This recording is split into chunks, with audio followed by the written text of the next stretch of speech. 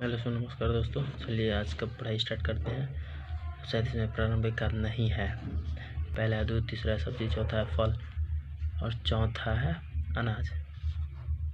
प्रारंभिक खाद नहीं है, इनमें से कौन नहीं है प्रारंभिक, मतलब समझते होंगे प्रारंभिक। चलिए इसका आंसर लिख लेते हैं। तो ये रहा 36 एक 37 का ए। तो 37 के ए में कौन है? दूध। ठीक है, 37 के ए में दूध। प्रारंभिक खाद कौन सा नहीं है? तो दूध। ठीक है, आते हैं 38। भारत में प्रत्यावर्ती धारा एसआई का मान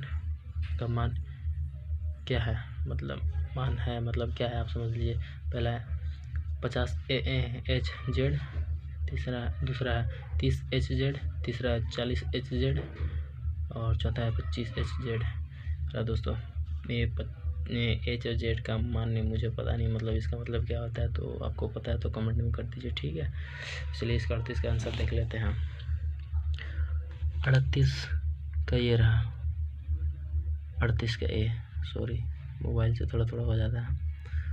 38 का ए, ठीक है, यहाँ पे देखते हैं 38 का ए 50 HZ। ठीक है, और 39 का टिक्का रोग किससे संबंधित है? पहला बाजरा, दूसरा मक्का, तीसरा गन्ना, चौथा है मूंगफली। तो टिक्का रोग किससे है? तो 39 का कहाँ गया? 40 का डी। ठीक है, 39 का जी, यानी कि मूंगफली से संबंधित है। टिक्का रोग किससे? मूंगफली से। 40 का ट्राइबेसिक एसिड है। ट्राइबेसिक एसिड है, इनमें से मतलब इसमें से कौन है? हाइड्रोक्लोरिक अम्ल पहला है, दूसरा है सल्फ्यूरिक अम्ल, तीसरा है फ्लोफोरिक अम्ल और चौथा है नाइट्रिक अम्ल। ट्राइबेसिक एसिड है, इनमें से कौन है? ठीक है, तो चलिए 40 का लिख लेते हैं यहाँ पे आंसर। ठीक है, 40 का सी में कौन सा? फोस्फोरिक अम्ल। ट्राइबेसिक एसिड है फोस्फोरिक अम्ल। ठीक है, अब आते हैं 41। एस्कोर्बिक अम्ल किस विटामिन का नाम है? मतलब किस विटामिन? पहला vitamin A, vitamin B, vitamin C और विटामिन डी, इनमें से कौन सा है? तो चलिए देखते हैं 41 का सी। ठीक है, 41 का सी में कौन है? Vitamin C. एक्सकॉर्बिक अम्ल किस विटामिन का नाम है? तो विटामिन सी का। ठीक है, आते 42। ठीक, 42 में है धातु जब अम्ल से अभिक्रिया करता है तो कौन सा गैस उत्पन्न होता है? पहला है क्लोरीन, दूसरा है अमोनिया, तीसरा नाइट्रोजन और चौथा है हाइड्रोजन। ठीक है, धातु जब अम्ल से अभिक्रिया करता है तो कौन सा गैस उत्पन्न करता है? क्लोरीन। तो इसका देखते हैं 42 का ये रहा डी। 42 का डी मतलब हाइड्रोजन क्या करता है? तो हाइड्रोजन। ठीक है, चलिए आते हैं 43। इलेक्ट्रॉनिक विन्यास A287 वाला अधातु तत्व कौन सा है? पहला है ऑक्सीजन, तीसरा क्लोरीन, दूसरा क्लोरीन, तीसरा नाइट्रोजन और चौथा है कार्बन। 43 का चलिए देखते हैं इलेक्ट्रॉनिक 43 का ये रहा बी। ठीक है, 43 का बी। तो यहाँ के 43 का बी में क्या है? अमोनिया नहीं, ये रहा क्लोरीन। इलेक्ट्रॉनिक विन्यास 287 वाला धातु तत्व कौन सा है? तो क्लोरिक। ठीक है, 44 में आते हैं। जाइलम का क्या कार्य होता है? पहला जल संवहन, दूसरा है खाद्य उत्पन्न का संवहन, तीसरा गैस संवहन, इनमें से कोई नहीं। जलवहन का क्या कारण होता है? तो जलवहन का पता नहीं, मान लीजिए नहीं पता है, तो जिसको पता है वो तो ठीक है। चलिए देखते हैं 44 का ए, ये रहा 44 का ए। ठीक है, 44 का ए में कौन सा है?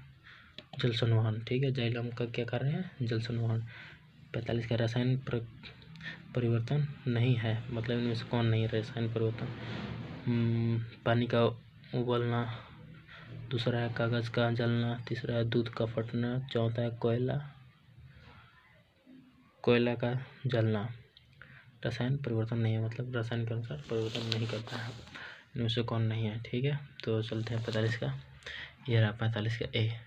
45 का ए में क्या है? जल का उबलना, रासायनिक परिवर्तन नहीं है। ठीक है, अब देखिए दोस्तों ये आ गया। ठीक है, H2SO4। ठीक है, तो इसका तो मुझे भी पता नहीं है और थोड़ा इंग्लिश में डाउन है। ठीक है, तो इसका ऐसे पढ़े हुए मतलब ऐसे दिखा देता हूँ। इनमें से क्या लिखा है? H2SO4 का एक्टोमेट्री कितना होता है? ठीक है, एक्टोमेट्री मतलब उतना पता नहीं है। ठीक है, पहला है 2, दूसरा है 4, तीसरा है 5, चौथा है 7। ठीक है, कितना है? 46 का देख लेते हैं इधर। 45 का है डी में कितना है? 7। ठीक है, अब समझ लीजिएगा, इन सब दिखा दिया। क्वेश्चन ज़्यादा समझ में तो कर लीजिएगा। ठीक है, रुक के। और 47 में आ जाते हैं। साबुन का सह उत्पाद्य है। तो पहला है ग्लाइकोल, दूसरा है गिल्सरोल, तीसरा है इथेनॉल और चौथा है मीथेनॉल। चलिए, साबुन का उत्पाद्य है। तो 47 का देखते हैं। 47 का ये रहा 47 का बी। ठीक है, तो 47 का बी में कौन सा है? गिल्सरोल साबुन का उत्पाद्य है गिल्सरोल। अब आते हैं 48। इनमें से सही कथन चुने। ठीक है, इनमें से सही कथन चुनना है। पहले, द्रव्यमान हमेशा स्थिर रहता है जबकि भार बदलता है।